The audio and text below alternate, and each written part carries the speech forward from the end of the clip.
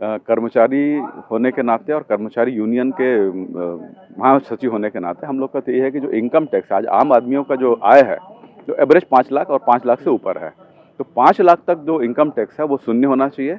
और 5 लाख के ऊपर जो 2 रेंज बनाया गया, 5 से 7.5 और 7.5 से 10, तो 5 से 10 के बीच में जो इनकम टैक्स वो 5% होना चाहिए। और इस प्रकार इनकम टैक्स में कमी करके कर्मचारियों को राहत दे सकते हैं। दूसरा रहता है हम लोग का जो ATCC, जिसमें संचय करने का सीमा है वो 1.5 लाख तक के इनकम टैक्स में छूट दिया गया है, उसको बढ़ाना चाहिए। उससे 2 फायदा होगा। एक तो कर्मचारियों को प्रत्यक्ष रूप से उनके संचय की प्रवृत्ति बढ़ेगी, दूसरा उनको इनकम टैक्स में छूट मिलेगा, तीसरा भारत सरकार को फायदा ये होगा कि चूंकि कर्मचारी संचय करेगा तो भारत सरकार के राजस्व में भी अधिकाधिक धन की बढ़ोतरी होगी। केंद्रीय कर्मचारी की उम्मीद यही है कि इनकम टैक्स में उनको छूट मिलना चाहिए। जो 3 लाख है वो 5 लाख होना चाहिए, और 5 लाख से ऊपर जो 7.5 लाख का और 10 लाख का जो स्लैब किया गया उसको स्लैब नहीं करना चाहिए। 5 से 10 का एक स्लैब होना चाहिए, और 10 के ऊपर जो हायर परसेंटेज स्लैब रख सकते हैं, मगर 5 से 10 के बीच में जो स्लैब है वो 20% जो भी है उसको कम करके कम से कम 5% रखना, ताकि लोगों के पास पैसा आए। दूसरा जो हमको ATCC में जो मिलता है बचत करने का वो 1.5 लाख का है।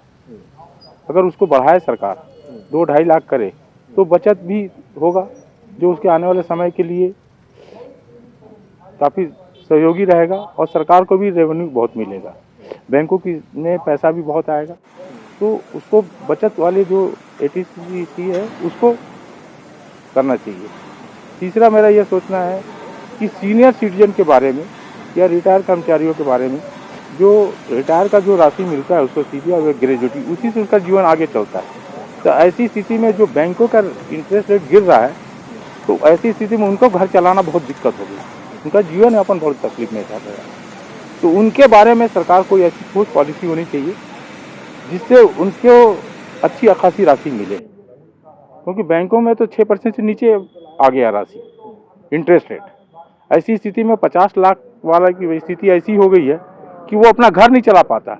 मेडिकल की सुविधा अगर है भी तो वो पैसा पेमेंट नहीं कर पाता, क्योंकि इतना कम इंटरेस्ट उसको मिलता है, MIS में इतना कम पैसा आता है कि उसका जीवन बहुत दुखमय हो गया है। तो सरकार को सीनियर सिटीजन के बारे में जरूर सोचना चाहिए कि उनको कैसे प्रोटेक्ट किया जा सकता है, उनके धन के ऊपर जैसे ज़्यादा पैसा मिल सके, ऐसी कोई पॉलिसी तो लानी चाहिए। बहुत उम्मीद है हम लोग को, क्योंकि केंद्रीय बजट जो पेश हो रहा है और वर्तमान सरकार श्रमिकों के लिए अच्छा काम कर रही है, कर्मचारियों के लिए अच्छा काम कर रही है, और जो कई श्रम कानून में भी परिवर्तन हुआ है जिसमें भी काफ़ी लाभ मिल रहा है, और वर्तमान सरकार ने जो वेज कोड ला रहा है, जो नया कानून, उससे तो बहुत ही ज़्यादा लाभ मिलेगा। और मेरे को पूरी उम्मीद है कि नया बजट में भी कर्मचारियों को, श्रमिकों को निश्चित तौर पर अच्छा लाभ मिलेगा। देखिए, हमारे यहाँ पर जो पेंशन की योजना है विशेषकर, उसको वो बहुत आवश्यक है कि उस पर जल्द निर्णय हो। कई बार उसकी बैठकें हुई है, कई बार राष्ट्रीय लेवल पे उसको लेकर आंदोलन चल रहा है। तो ऐसा उम्मीद है कि इस बार उसमें कुछ ना कुछ बातें ज़रूर सार्थक रूप से आएगी, क्योंकि अभी बैंक का ब्याज भी बहुत कम हो गया है, रिटायरमेंट कर्मचारियों को बहुत परेशानियों का सामना करना पड़ रहा है। और अभी जो नया बजट आ रहा है उसमें भी यदि हम लोग का जो इनकम टैक्स का रेंज है उसको भी बढ़ा देंगे, जिससे कि उसकी छूट की सीमा अगर बढ़ जाएगी तो केंद्रीय कर्मचारियों को उससे बहुत लाभ मिलेगा। ऐसा उम्मीद करता हूं कि इस बार कुछ ना कुछ तो एक लाभ देने का प्रयास केंद्र सरकार का होना चाहिए और होगा।